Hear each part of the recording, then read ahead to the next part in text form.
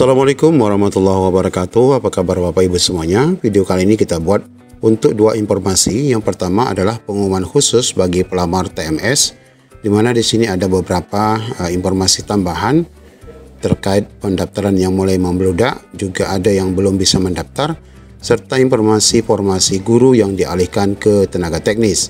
Kemudian informasi kedua bagi Bapak Ibu rekan-rekan yang tahap 1 yang ternyata kalah ranking, insya Allah ini akan ada optimalisasi pengisian formasi kosong. Bagaimana info lengkapnya? Ikuti video ini sampai selesai.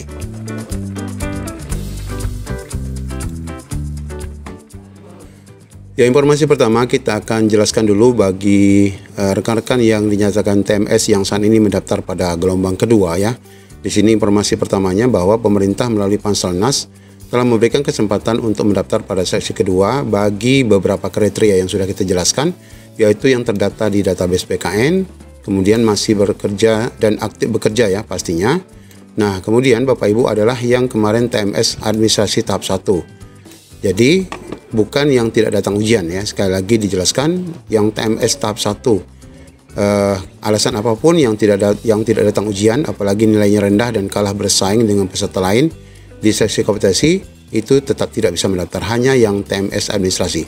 Namun yang TMS administrasi ini pun, ini adalah mereka yang direkomendasikan oleh BKD masing-masing. Karena ada juga peserta yang TMS yang tidak direkomendasikan. Misalnya mereka yang memang formasi jabatannya ataupun linearitas kelulusannya tidak sesuai, ijazah yang tidak sesuai, maka mereka tidak bisa turun passing grade dan tidak bisa upgrade ijazah. Nah, untuk rekan-rekan yang TMS terkait linearitas itu tidak direkomendasikan. Kemudian peserta yang TMS administrasi CPNS, dan ini juga tidak diperuntukkan bagi yang tidak lolos SKD ya. Yang tidak lulus passing grade ini tidak dapat mendaftar. Mereka hanya yang tidak lulus administrasi CPNS. Kemudian yang memang belum sama sekali mendaftar tahap 1 untuk P3K dan juga tidak mendaftar pada CPNS, pasti ini juga diberikan kesempatan untuk tahap 2. Kemudian Bapak Ibu, ada juga yang bertanya apakah nanti akan TMS lagi nih kami. Setelah di TMS kan kemarin nih akan TMS lagi. Juga ada informasi apakah nanti pelamar tahap 2 ini khususnya yang non ASN 2 tahun akan TMS lagi. Kemungkinan bahasa yang menggembirakannya bahwa kemungkinan tidak akan ada yang TMS ya, karena pertama juga rekan-rekan pasti lebih hati-hati. Yang kedua, penyelesaian honorer ini tidak akan lagi men-TMS-kan rekan-rekan. Nah, namun ada pertanyaan bagaimana jika ada TMS berkaitan dengan linearitas, yaitu berkaitan dengan sekarang adanya guru-guru yang tidak bisa mendaftar pada formasi guru saat TMS kemarin. Sekarang di akun SSSN-nya itu pemilihan formasinya ataupun P3K-nya semuanya dialihkan ke teknis. Nah, ini penjelasannya ya. Sepertinya sudah saya jelaskan, tapi saya akan tekankan lagi. Itu sebabnya formasinya tidak spesifik ke dinas. Kalau ke dinas kan pasti kalau tidak linear bisa TMS. Nah, dengan formasi ini dibuat umum. Nah, jadi formasi untuk pelamar TMS di dalam SSSN itu formasinya dibuat umum ya. Maka otomatis aspek linearitas tidak bisa dianggap terpenuhi. Jadi tidak akan ada TMS terkait linearitas. Menjawab pertanyaan, jadi kami nanti daftar kemana dan apa jabatannya? Nah, itu tertera di akun saat login. Nah, ini ya, karena jabatannya bersifat tampungan, bisa jadi selama ini bertugas sebagai guru misalnya, malah dapat jabatan pelaksana. Salah satunya dari 4 jabatan itu, baik itu penata layanan personal, sesuai dengan kualifikasi pendidikan lah intinya. Jadi hal ini biasa dan memang seperti itu. Jadi Bapak Ibu yang mungkin guru, begitu login di tahap 1, TMS di tahap 1, kemudian mendaftar di tahap 2, bisa jadi rekan-rekan akan diarahkan mendaftar ke teknis. Kenapa? Karena memang itu untuk mendapatkan tempat rekan-rekan bisa ikut tes. Mungkin tidak usah saya jelaskan lagi karena formasi itu nempel di Pemda bukan di dinas. Nah, jadi silakan ikuti saja permintaan sistem. Jadi kalau memang diarahkan ke teknis, lanjutkan saja. Formasi jabatan dan lokasi formasi sudah ditentukan secara otomatis, tidak bisa memilih. Peserta tinggal ikuti saja dan unggah apa yang diminta. Nah, menjawab pertanyaan, saya TMS tahap 1 kenapa tak bisa daftar? Nah, perlu dipahami ada beberapa mekanisme yang sudah kita laksanakan, mulai dari meminta SPTJM sampai mengolah kembali data pegawai. Dan seluruh proses ini dilaksanakan secara otomatis by system tanpa campur tangan siapapun. Namun Bapak Ibu, ini bisa jadi dengan kasus bahwa bagi Bapak Ibu guru yang sampai saat ini usulan usulan dari RTG ruang talenta guru yang belum selesai dikerjakan oleh dinas atau dikerjakan oleh BKD, maka rekan-rekan guru yang TMS tahap 1 tetap tidak akan bisa mendaftar, tetap akan dikatakan kurang dari masa kerja.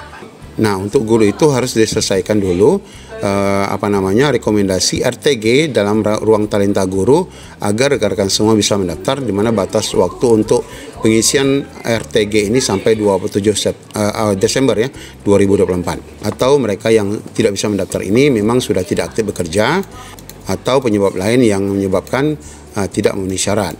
Terkait hal ini, silakan saja buat akun, nanti bisa kita lihat bagaimana proses selanjutnya. Kemudian menjawab pertanyaan bagaimana supir, kebersihan, dan petugas keamanan, jawabannya tetap sama, silakan cek saja dan login di SSCSN, maka akan dapat ya jawaban apakah nanti bisa lanjut pendaftaran ataupun tidak. Nah, ini informasi berkaitan dengan rekan-rekan secara khusus bagi pelamar TMS di gelombang kedua.